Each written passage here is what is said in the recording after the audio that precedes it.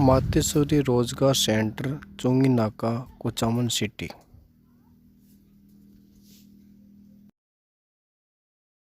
नमस्कार दोस्तों, Tejas math and reasoning YouTube channel पर मैं बजरंग कुर्ली आपका हार्दिक स्वागत करता हूं। रीजनिंग के हम नेक्स्ट टॉपिक की बात करते हैं। आपको बहुत ही शानदार टॉपिक है जिसकी हम बात करते हैं कि कैलेंडर। बहुत ही महत्वपूर्ण टॉपिक है, समझने लायक टॉपिक। आप इसको थोड़ा ध्यान से समझना। इसमें अगर हम बात करें सबसे पहले कि जो कैलेंडर की अगर हम बात करें तो कैलेंडर है वो दो प्रकार से बनता है। दो प्रकार के कैलेंडर का मतलब हुआ कि जो कैलेंडर आपके दो भागों में बटा होगा, एक तो आपके होगा साधारण वर्ष का, होगा, और एक होगा आपके लीप वर्ष का। यानी दो प्रकार के वर्ष का कैलेंडर होगा, एक आपके साधारण वर्ष का कैलेंडर है और एक आपके लीप वर्ष का कैलेंडर है। ये दो प्रकार के कैलेंडर आपको उपलब्ध होते हैं। अब हम बात करते हैं कि हमें कैसे पता लगेगा कौन सा साधारण वर्ष है और कौन सा लीप वर्ष है। उसके लिए हमें क्या करना है, हमें पता है कि एक साल है उसमें 365 दिन साधारण तौर पर हम लेते हैं कि 365 दिन होते हैं। तो 365 दिन होते हैं। तो अगर वास्तव में देखा जाए, ज्योग्राफी की दृष्टि से देखें तो एक दिन में 300 और 65 दिन होते हैं। तो 65 दिन है, ये जो 1/4 पाव दिन है, ये प्रत्येक 4 साल में कितना बन जाएगा, 1 बन जाएगा। तो एक लीप वर्ष है, उसमें दिन कितने हो जाएंगे, 366। मतलब प्रत्येक 4 साल के बाद एक दिन की वृद्धि होती है। तो हम कह सकते हैं, इसी प्रकार की हम बात करें कि साधारण वर्ष और लीप वर्ष में अंतर, जो लीप वर्ष है कितने साल से आएगा, 4 साल से आएगा। तो हमें भाग किसका देना है, भाग देना है हमें 4 का। साधारण वर्ष और लीप वर्ष का पता करने के लिए भाग किसका देना है, 4 का।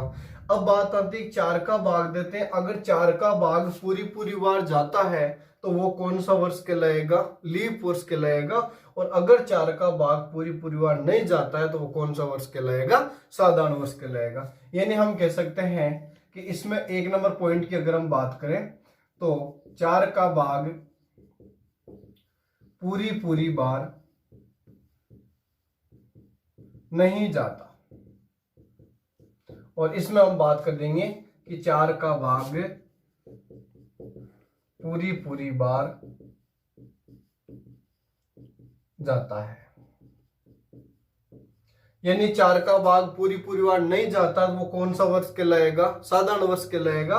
और 4 का भाग अगर पूरी बार जाता है तो वो कौन सा वर्ष कहलाएगा, लीप वर्ष कहलाएगा। जैसे मैंने उदाहरण लिखा आपके सामने, जैसे मैंने लिख दिया कि 1725। 4 के भाग की बात आती है तो पूरी संख्या में आपको भाग देने की आवश्यकता नहीं है।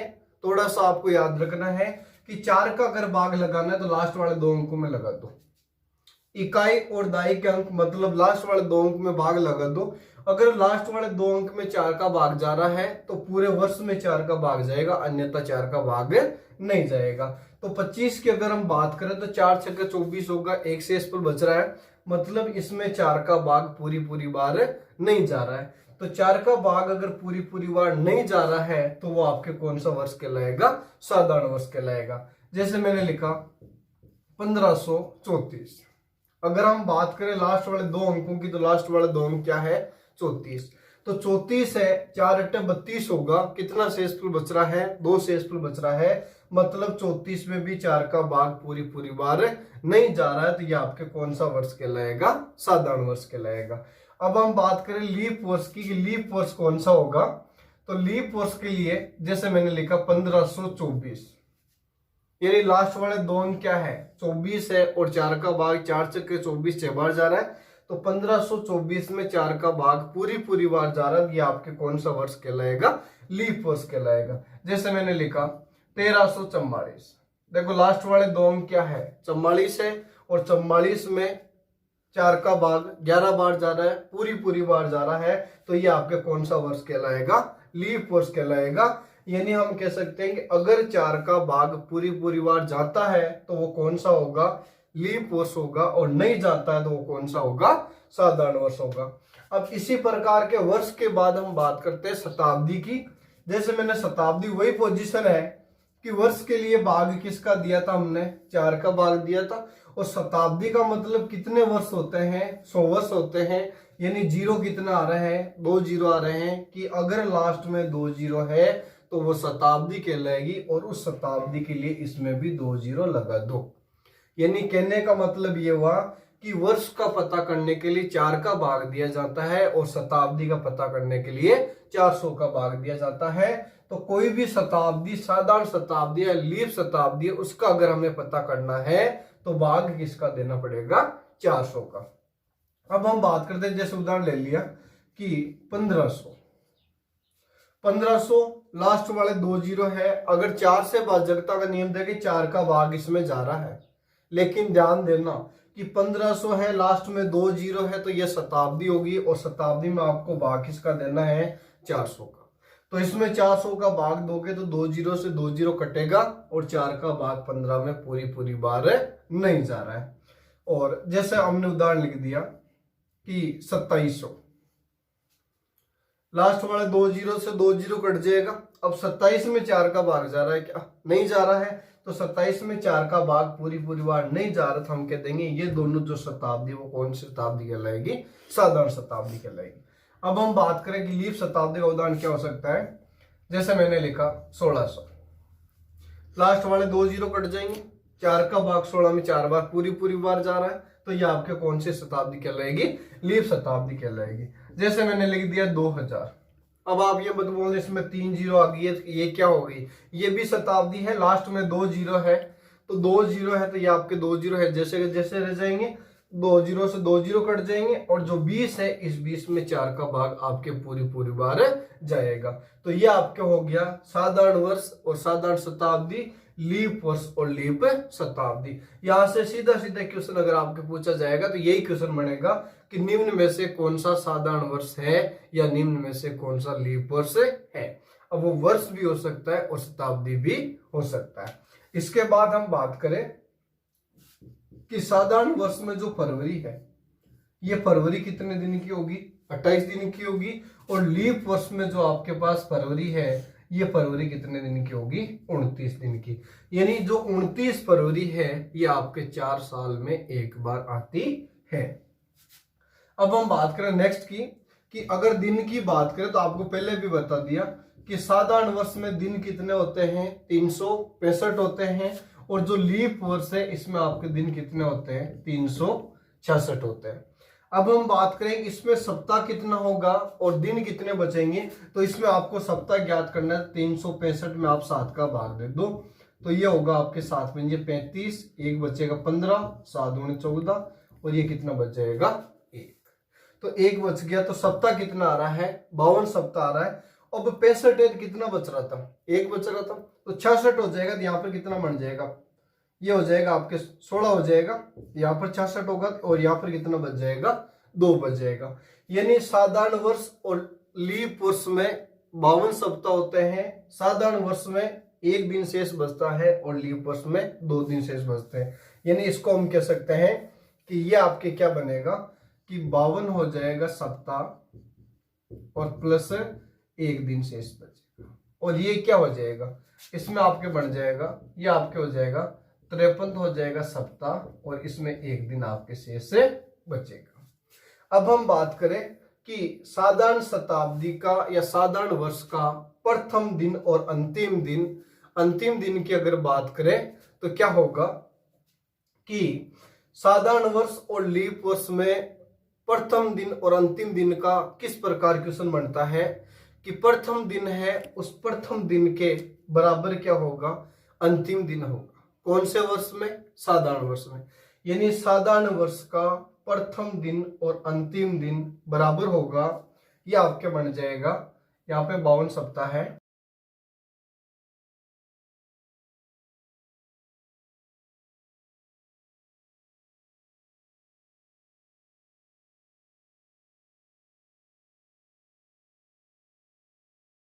इसमें 2 दिन बचेंगे, 66 है, तो ये आपका कितना दिन हो जाएगा, 2 दिन।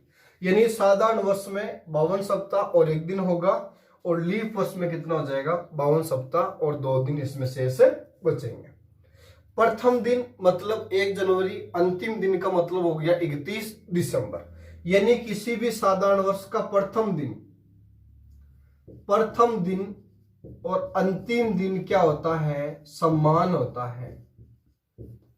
किसी भी साधारण वर्ष का, कोई सा भी साधारण वर्ष आपको दे दे, उसका प्रथम दिन और अंतिम दिन क्या होगा, समान होगा। इसका एक उदाहरण आपको जैसे समझाता हूं कि 1 जनवरी 2005, यह आपके 05 है, साधारण वर्ष है। तो 1 जनवरी 2005 को अगर सोमवार है, 1 जनवरी 2005 को अगर सोमवार है, तो हम बात करते हैं कि 31 दिसंबर 2005 को भी क्या होगा, सोमवार होगा। ये मतलब हुआ समान का। ये आपको आगे चीज प्रूफ करके बताऊंगा किस प्रकार बनता है। मतलब 1 जनवरी 2005 का प्रथम दिन है, इस दिन अगर सोमवार है तो 2005 के अंतिम दिन मतलब 31 दिसंबर 2005 को भी क्या होगा, सोमवार ही होगा। अब इसमें हम बात करें कि प्रथम दिन और अंतिम दिन में कितने का अंतर होगा, 1 का अंतर होगा, प्लस 1 अंतिम दिन हम कह सकते हैं, क्योंकि यहां पर 1 बच रहा था तो बराबर आ गया। यहां पर दिन कितने बच रहे हैं, 2 बच रहे, अंतर कितने का होगा, 1 दिन का होगा। मतलब 28 फरवरी तक दोनों सेम चल सकता है, लेकिन जैसे 29 फरवरी आएगी 1 दिन क्या हो जाएगा, आगे बढ़ जाएगा। जैसे मैंने बोल दिया कि 1 जनवरी 2004, ये 2004 आपके लीप वर्ष है, और 1 जनवरी का मतलब प्रथम दिन है, और इस दिन मान लो वार है रविवार। मान लिया मैंने, ये भी हो सकता नहीं भी हो सकता है कि 1 जनवरी 2004 को रविवार है, मतलब प्रथम दिन कौन सा था, रविवार। तो 2004 का अंतिम दिन क्या होगा, 31 दिसंबर। यानी 31 दिसंबर 2004 को भी क्या होगा, 1 दिन बढ़ेगा, तो रविवार से 1 दिन बढ़ जाएगा तो क्या बन जाएगा, सोमवार। ये आपको ध्यान रखना है। कई बार छोटा सा क्वेश्चन पूछा जाता है, अगर साधारण वर्ष की बात आती है तो आपको वही वार लिखना है, और लीप वर्ष की बात आती है तो आपको 1 दिन आगे बढ़ना है। अब यहां से अगर मैं आपको बोलूं कि कई बार कंफ्यूज कर दिया जाता है आपको कि 1 जनवरी 2005 को सोमवार है तो 1 जनवरी 2006 को क्या होगा। कोई दिक्कत नहीं है कि ये खत्म कब होगी, सोमवार को होगी, और अगले दिन मतलब इससे आगे तारीख क्या है, 1 जनवरी 2006 आएगी, तो 1 जनवरी 2006 को क्या हो जाएगा, मंगलवार।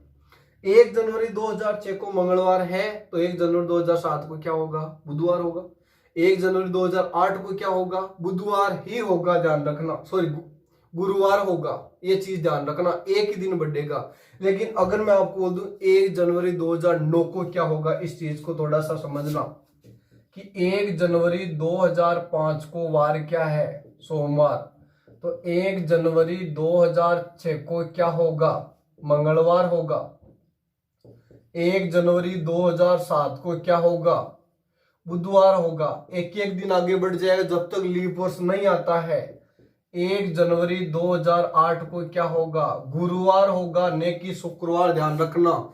2 दिन कब बढ़ेगा, जब 29 फरवरी आपके शामिल हो जाएगी। इसमें 29 फरवरी शामिल नहीं हो रही है, अब आएगी 29 फरवरी कि 1 जनवरी 2009 मतलब 2008 की 29 फरवरी को क्रॉस करके आए हैं, तो कितने दिनों की वृद्धि होगी, 2 दिन की वृद्धि होगी कि 1 जनवरी 2009 को वार क्या, गुरुवार से शुक्रवार छोड़ दो और ये क्या हो जाएगा, शनिवार।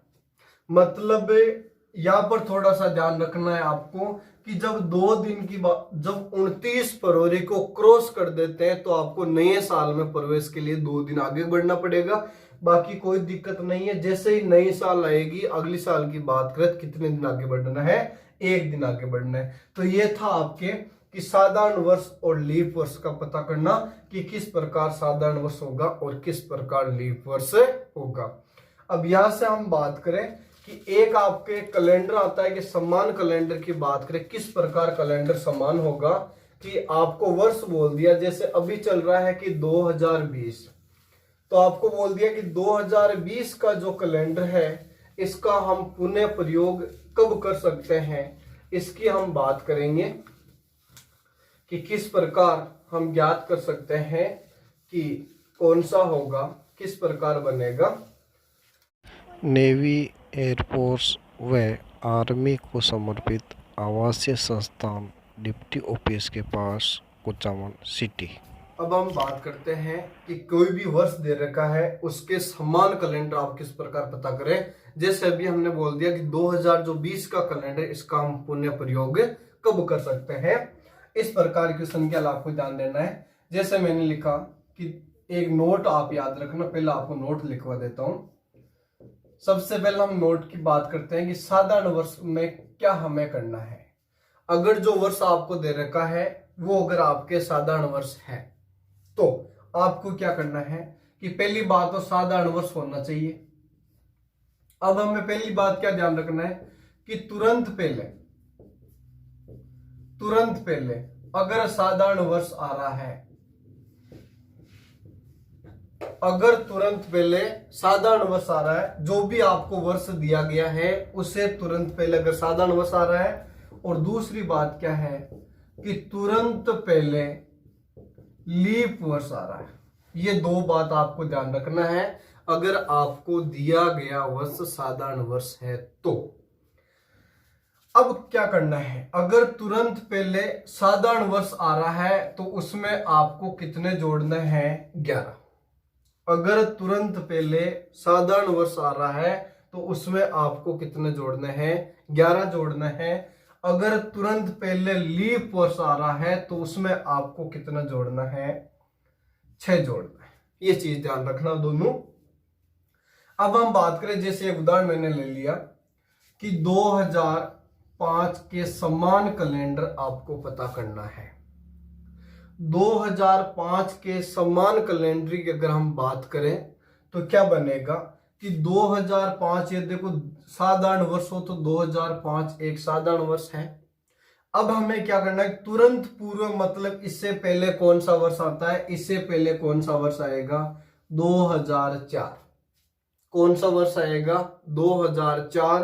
तो 2004 की अगर हम बात करें, 2004 कौन सा वर्ष है, लीप वर्ष है, तो हमें कितना जोड़ना पड़ेगा, 6 जोड़ना पड़ेगा। तो 2005 में कितना जुड़ेगा, 6। तो ये क्या बन जाएगा आपके 2011। मतलब 2005 के समान कैलेंडर कौन सा होगा, 2011। अगर आपको क्या मान लो पूछ लिया जाए 2011 के समान कैलेंडर कौन सा होगा, तो 2011 से पहले क्या आता है, 2010। 2010 कौन सा वर्ष है, साधारण वर्ष से ध्यान देना कि 2011 से पहले 2010 आएगा, और 2010 कौन सा वर्ष है, साधारण वर्ष है, तो कितना जुड़ेगा, 11। तो ये 11 और 11 कितना हो जाएगा, 2022। अगर आगे आपको पता करना है कि 2022 से पहले क्या आएगा, 2021 कौन सा वर्ष है, साधारण वर्ष है, इसमें भी कितना जुड़ेगा, 11 जुड़ेगा। तो आप क्या बोल दोगे कि 2033। अगर हम इस 33 के समान वर्ष की बात करें तो 33 से पहले क्या आएगा, 32। और 32 आपको पता है कौन सा वर्ष है, लीप वर्ष है, और लीप वर्ष से कितना जुड़ेगा, 6 जुड़ेगा। तो ये क्या बन जाएगा, 2039। तो इस प्रकार हम आराम से ज्ञात कर सकते हैं समान वर्ष की कौन सा कैलेंडर किस प्रकार समान होगा।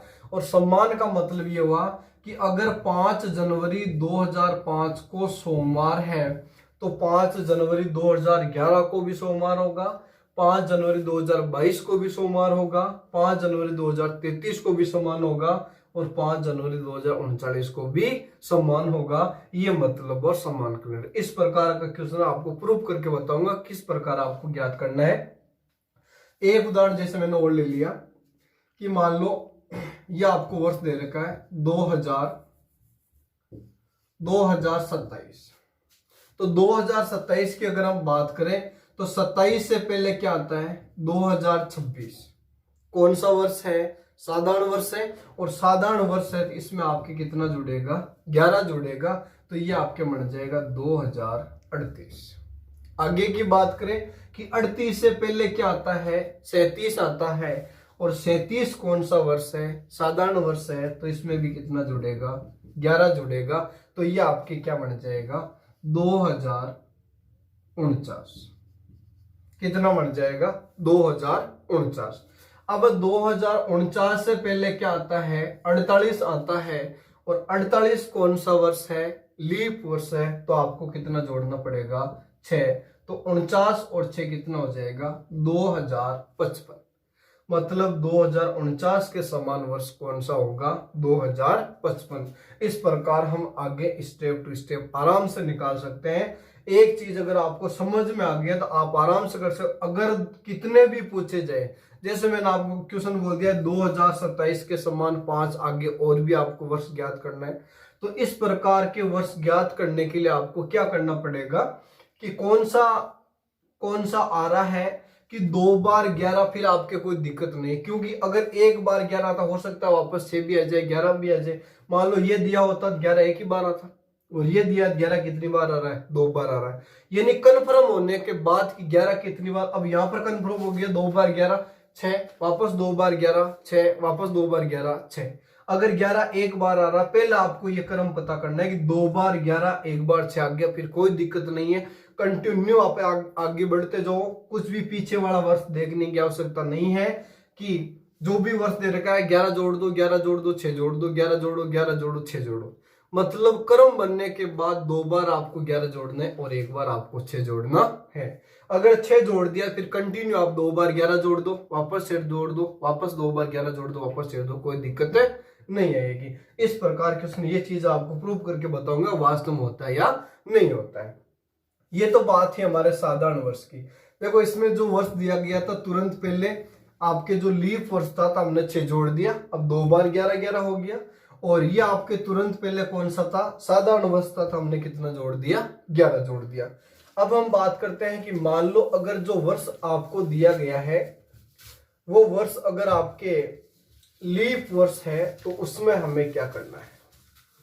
जो भी वर्ष दिया गया है कि वो वर्ष अगर लीप वर्ष है तो आपको एक चीज याद रखना है कि लीप वर्ष 28 वर्ष बाद रिपीट होगा।